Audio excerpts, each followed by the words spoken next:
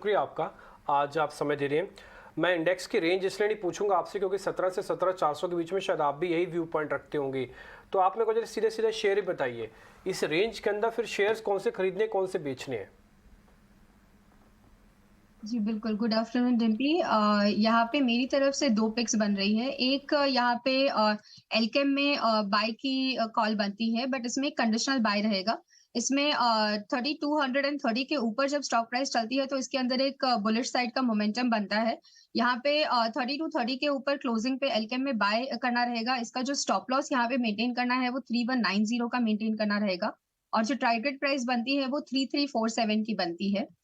दूसरा कॉल मेरी तरफ से एक सेल कॉल रहेगा आइनॉक्स लेजर। इसके अंदर जो देख रहे हैं हम, तो मोमेंटम एक फिज आउट करता हुआ दिख रहा है। नीचे की तरफ में स्टॉक जो है वो फिसलता हुआ दिखेगा।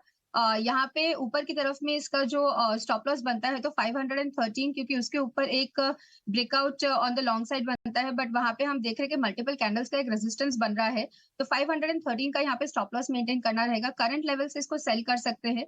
इसका जो फर्स्ट टारगेट बनता है तो 484 का फर्स्ट टारगेट बनता है। ओके, ठीक है। आप ये कह रहे हैं कि एक बार आईएनएक्स लेजर पे ध्यान रखें। एलकेम भी आपका एक शेयर था, आप लिस्ट में भी वो भी गिनवा रहे थे, तो इन दोनों शेयर्स पे ज़रूर आपको ध्यान रखना होगा।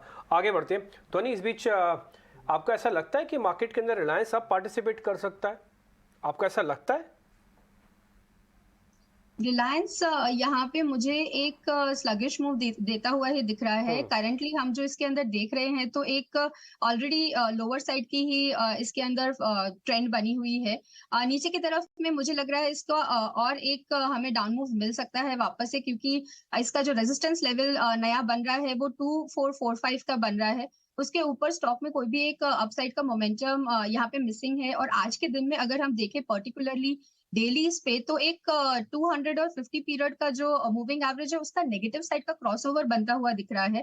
तो डेफिनेटली यहाँ पे एक सेल ऑफ इसमें देखने मिलेगा, जिसमें ज्यादा तो नहीं, बट सबसे पहला जो टारगेट रहेगा वो 2300 तक का जा सकता है। राइट, ठीक है। तो फिलहाल रिलायंस पर एक व्यू है, थोड़ा सा उतना जोश नहीं दिख रहा है धोनी की बात से भी, ठीक है। लेकिन इस बीच दूसरे कौन से काउंटर्स हैं जहां पर आप आज ट्रेडिंग बेट्स ले सकते हैं? क्योंकि हमने देखा कि पॉलीकैप जैसे काउंटर्स, यहाँ पर एक जेफरीज का जो रोड शो था उसमें कुछ काउंटर्स की बात हुई थी, और उसमें पॉलीकैप जैसे काउंटर्स की भी बात हुई थी, डिक्सन जैसे स्टॉक्स की बात हुई। तो डिक्सन लगातार मूव पर है कई दिनों से।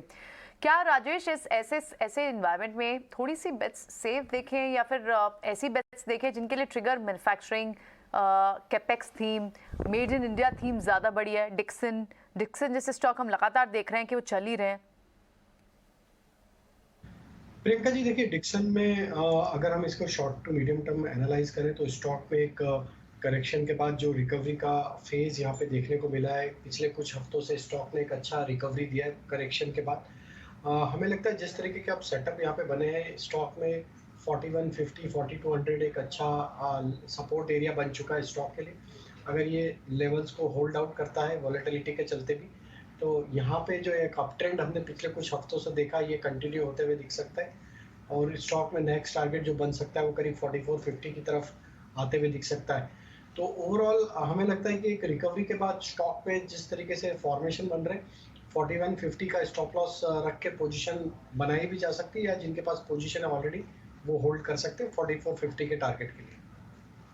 इंटरेस्टिंग है आप जो बात बता रहे हैं, प्रियंका ने बिल्कुल ये सही शेयर पूछा है। एक्चुअली ये अपने बेस पे है, अगर आप इसको देखेंगे ये इसका प्रीवियस बेस है और उसके बाद ये इसका सेकंड बेस है। ये बेस तो इसने बना दी, लेकिन इसके नीचे क्या हुआ, इसके नीचे क्या हुआ, इसके नीचे एक अपवर्ड राइजिंग चैनल है। हर बार ये ऊपर की गति आता हुआ और इसने फाइनल इस ब्रेक को पार करने के बाद अब ये सेकंड बेस बना रहा है। इसका मतलब यह है कि इसके नीचे की जो लाइन है इसका सब भूल जाओ आप, सिर्फ दो ही चीज़ें याद रखो कि पुरानी जगह पर बार बार आके सपोर्ट लेता है और पुल बैक स्ट्रॉन्ग दिखाने की प्रोबेबिलिटी हाई बन गई है, वॉल्यूम भी है।